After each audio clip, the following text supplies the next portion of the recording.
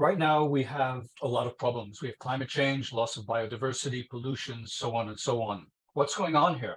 Are we optimistic or are we like lemmings? Are we leaping to our destruction, but having a great ride on the way down? All around the world, people are aware of climate change and other conservation issues. Now, I'd like to put conservation in the context of a global social movement. The world changes, societies change, and some of the things that we could not have imagined 100, 150 years ago today are mainstreamed.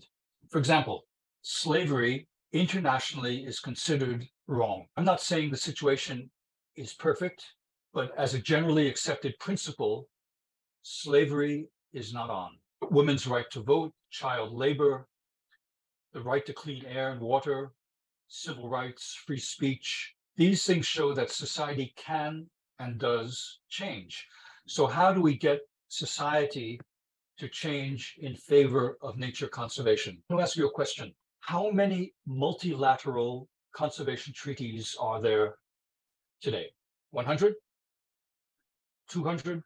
More than 1,300 multilateral treaties. Some of them have been very successful. Many of them are well-intentioned, but there's no enforcement mechanism. There's no policing. If a country does not adhere to what it says it's going to do, there's no direct punishment except public opinion and pressure. Look at the good things that we've accomplished. More than 100 countries have the rights of nature inscribed in their national constitution. That means that nature has a right to exist, a basic right, just like a basic human right to exist. More than 150 countries say that people have a right to a healthy environment. Think about that. That's big. And in 7 countries, juristic personhood has been granted to natural areas and features, including an orangutan like this. It could also be trees, it could be forests, it could be rivers. That means they have a legal right to exist and a legal right to protest against their destruction. Nevertheless, in spite of all these good things, we look at the newspaper every day and my God, we're doomed. It's over. It's finished. We're going to all die. So what's happening? Why is there this discrepancy between what we've achieved and what remains to be done? You all know the story of Sisyphus.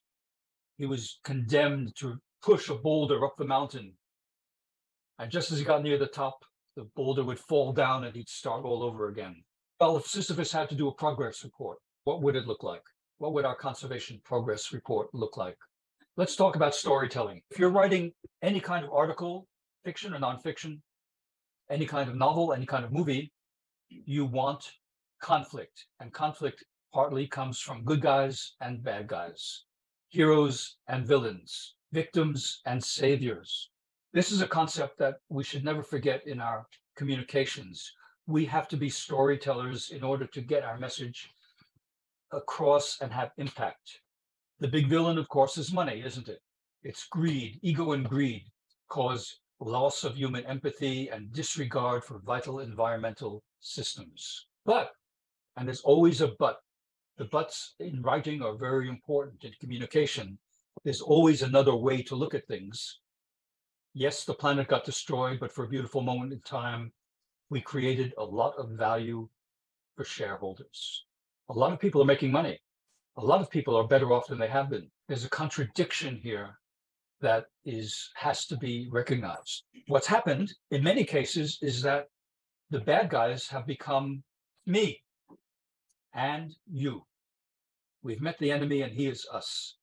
We have become the villains and all our individual actions have been scrutinized as being bad, to the point that we take small actions to try to save the planet. Well, it's good that this woman is shopping with her own cotton tote bags. Is she saving the planet? In a small way. Is she addressing the bigger issues? Probably not. Now, there's 3 tips that you might consider in your own messaging, and they're not mutually exclusive. You need them all. One is you have a choice between a cold message, which is full of statistics, facts, information. We need that, but make it hot. create intimacy with the reader. How do you do that? You need to look at the story of one, the story of this woman as representing thousands and thousands of nameless individuals who were at Woodstock in 1969. You need to look at a disaster, which happens to many, many people, versus a tragedy, which happens to one individual. I'm going to give you an example. Let me tell you a story. The headline, Child Labor in Palm Oil Industry Tied to Girl Scout Cookies. They wrote a series in the Associated Press, and they nailed it. They got these concepts right. Who do we have as characters? We have Olivia Chaffin. Olivia Chaffin is an 11-year-old Girl Scout from the American state of Tennessee. She is a very successful seller of Girl Scout cookies. One day she looked at the ingredients list of the Girl Scout cookies she was selling, and she saw they were made with palm oil. And she said, no, that's wrong. Palm oils are destroying the rainforest. We've got to do something about it.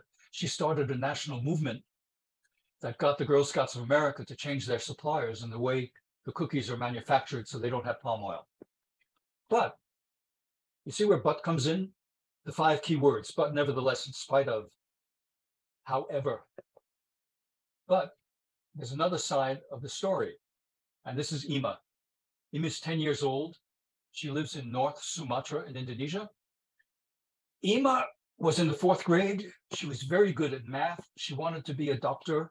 She had to quit school to help her father in the oil palm plantation, where she works 10 to 12 hours a day without protection, cutting her feet, cutting her hands, ingesting pesticides. And Olivia Chaffin found out about Ima, and she said, it's not right that I have everything this young girl in Sumatra doesn't. This is the kind of work that Ima does. Notice that she's not wearing shoes, and she's in the middle of the day. You can imagine what the working conditions are like. Here's what Olivia said. I'm not just some little girl who can't do anything about this. Children can make change in the world, and we're going to. Well, congratulations. That's great. We need more people like Olivia. She's the hope. They did not interview Ima directly, which I think is a mistake. She still works in the oil palm plantation, and I hope she still wants to be a doctor. Okay, when I was with WWF, we got caught up in tragedies, disasters. You may remember the ozone hole that was going to destroy all the forests of Europe, the biodiversity crisis, the last tigers, the population bomb. And for marketing, for fundraising, this was very successful. It was not necessarily reflected in the projects that we were doing. There was a discrepancy there. So one of your key jobs in marketing is, do people react better to a problem, or do they react better to a solution? How do you balance out the two? The other thing you have to consider is that people have compassion fatigue. There are so many problems around the world that you go knocking on the door saying, I'm here to talk about climate change and I want your support. And that person may say, yes, it's very nice, you're a nice person, but I want a cure for cancer. I want better pay for teachers. I want better healthcare. They're tired. They're tired of problems. A little bit of philosophy, if you permit me. We come from nature. We have not always lived in harmony with nature, but we need nature. We are part of nature. We need nature, and one reason you see houseplants in office buildings, not for biodiversity conservation, it's because it makes us feel better. We have a practical need for nature. We need clean water. We need clean air. We have an emotional need for nature. Yet, in many societies around the world, we have a need to control, manage, and exploit nature. We even have a right to do it. Many of the societies say, it's our obligation, it's our right. We can conquer nature. And in a way, we always conquer nature because we farm animals, we grow crops, we engineer dams, we have great management of nature. But all is not peace and love in the world regarding nature. So we have a basic question. Is it respecting nature or is it rape? What is the best tactic? Do we scold people, praise, incentivize, maybe saying you will make money or the national economy will benefit? Or do we wait for a hero?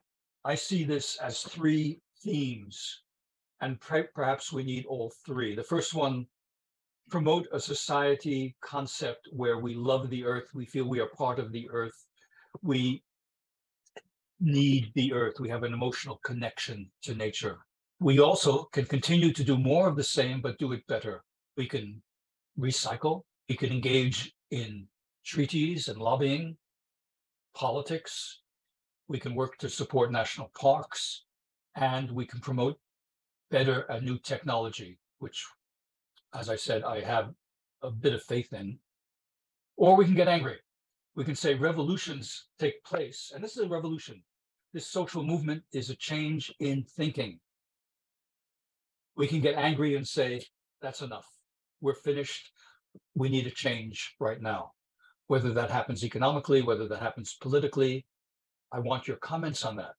I don't have the answers. You have the answers.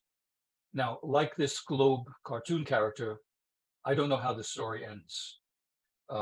Maybe you don't know either, but we're working towards the same goal. So stay optimistic. We'll figure something out and keep on fighting. Thank you very much.